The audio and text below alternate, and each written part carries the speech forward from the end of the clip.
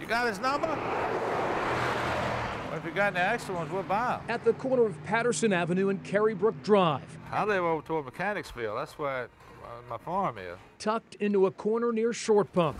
Oh, God. Jim Smith's farm stand is buzzing. Set right down there, Dave, on that asphalt.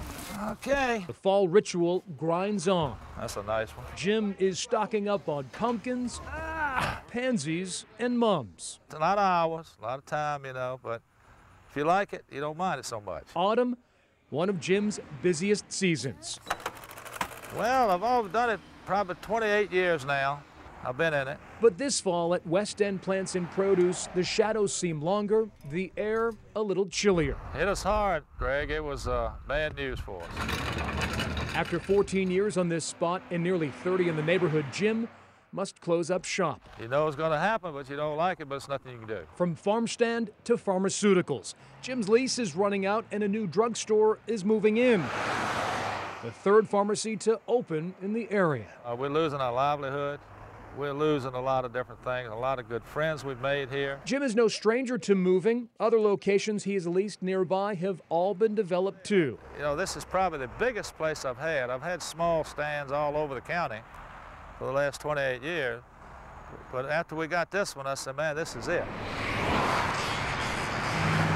New subdivisions, stores, and strip malls. Central Virginia is growing and growing fast. The Richmond region is actually the sprawl champion of Virginia. We have outpaced Northern Virginia and Hampton Roads. Sheila Shepard with Partnership for Smarter Growth says urban sprawl is eating up too many of our fields, forests, and farms. We're going to find ourselves in a sea of asphalt and a desert of concrete. How much land are we losing nationwide?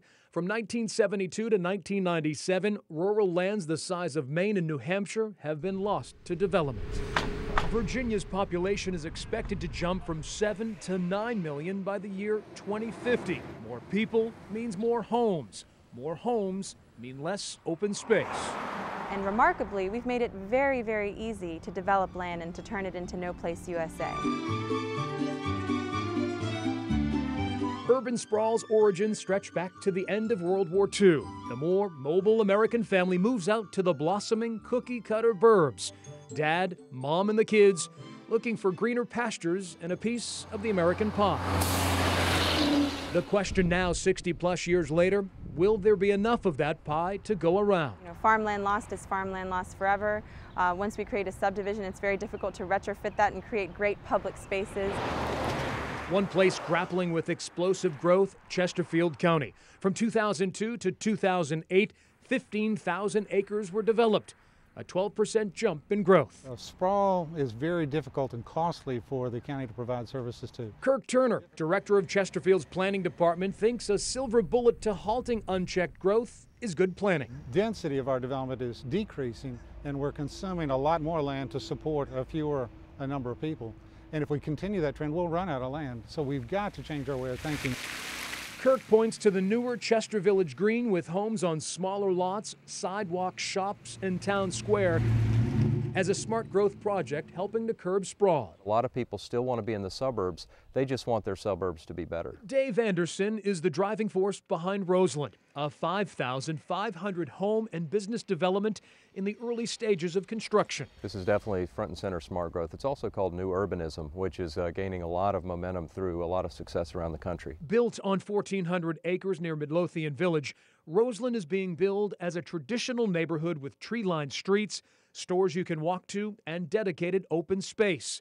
Cars here take a back seat. Our goals in Roseland are to have a place for everyone in every different lifestyle category, and that's the way a true town functions. And I think we're on the right path. Sheila Shepard with the Partnership for Smarter Growth says if nothing is done to deal with sprawl soon, Central Virginia could lose its identity. What we're hearing them say is, wait a minute, we want to invest in what we already have, and we want to preserve the things that make our area so special.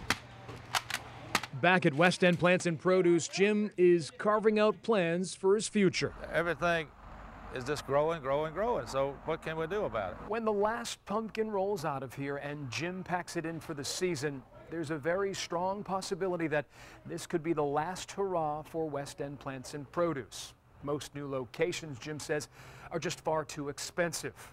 Not reopening in the spring is a reality that is only now hitting this small businessman. Yeah, I'm gonna miss it. I sure will, no question about it. Jim is not looking forward to moving his farm stand yet again, but he realizes you can't stop progress. Progress, yeah, I guess that's what you call it. I could have some other names for it, maybe. Whether Jim reopens at a new location, he still doesn't know. As you get older, you don't have as much, energy as you had when you were younger to rebuild and do it. One thing Jim does know, he's going to miss the people he considers family, his customers. Well, we'd like to tell everybody, how we appreciate their business and tell them goodbye. There's some fine people over here.